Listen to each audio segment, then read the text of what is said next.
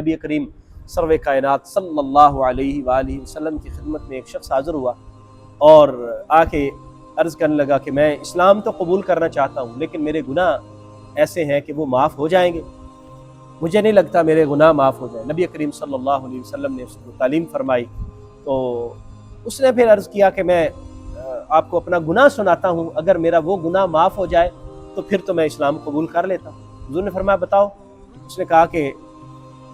اس طرح ہوا کہ مجھے اللہ تعالیٰ نے بیٹی عطا کی اور وہ بیٹی بڑی ہو گئی، چلنے پھرنے، میں تو چاہتا تھا کہ اس کو شروع سے ہی دفن کر دوں لیکن میری بیوی نے مجھے ایسا نہیں کرنے دیا۔ اب بیٹی بڑی ہوگی، دوڑنے والی ہوگی، چلنے پھرنے والی ہو گئی، باتیں بھی کرتی، تو میں نے ایک دن اس کی والدہ کو کہا کہ اس کو تیار کر دو، میں نے اس کو کسی جگہ پر میلے پر لے کے جانا ہے، سیر پر لے کے جانا ہے۔ اس نے تیار کر دیا، میں اس کو لے کے گیا، میں جنگل میں چلا گیا، تو جنگل میں ایک جگہ پر گڑھا کھودنے لگا۔ جب گڑھا کھودتا مجھے مشقت ہوتی، پسینہ آتا، مٹی میرے منہ پر، تو وہ بیٹی کپڑا پکڑ کے میرے منہ سے مٹی صاف کرتی اور میرے پسینہ صاف کرتی، اور میں اتنا سنگ دل تھا کہ میں پھر بھی اس کے لیے گڑھا کھودتا رہا۔ آخر میں نے اس کو جب گڑھا کھودا تو اٹھا کے گڑھے میں ڈالا اور اس کے اوپر مٹی ڈالنے لگا۔ وہ رونے لگ پڑی کہ بابا مجھے کیوں ادھر دفن کر رہے ہو؟ خیر میں نے اس کی کوئی بات نہ سنی اور اس کو مٹی کے اندر دفن کر دیا۔ تو آج بھی مجھے وہ آوازیں سنائی دیتی، تو کیا میرا یہ گناہ معاف ہو جائے گا؟ نبی کریم صلی اللہ علیہ وآلہ وسلم کی طرف جب دیکھا گیا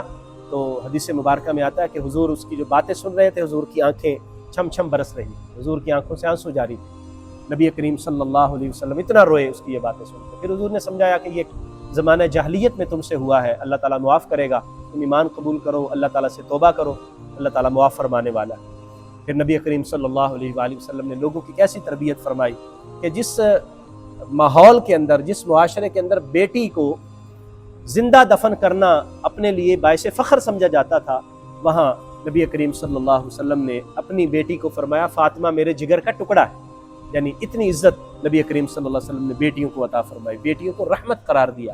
جس کے گھر میں بیٹی، حضور نے فرمایا جس کو اللہ نے 2 بیٹیاں عطا فرمائیں، 3 بیٹیاں عطا فرمائیں، پھر فرمایا 1 بیٹی عطا فرمائی اور اس نے اس کی پرورش کی، پھر اس کی تعلیم و تربیت کا اچھا انتظام کیا اور اس کو رخصت کر دیا، تو اللہ کریم کل قیامت کے دن وہ بیٹیوں کو شفاعت کی توفیق دے گا اور بیٹیاں جہنم کے سامنے اپنے والدین کے لیے پردہ بن جائیں گی اور والدین کی شفاعت اور سفارش کریں گی اللہ کی بارگاہ میں۔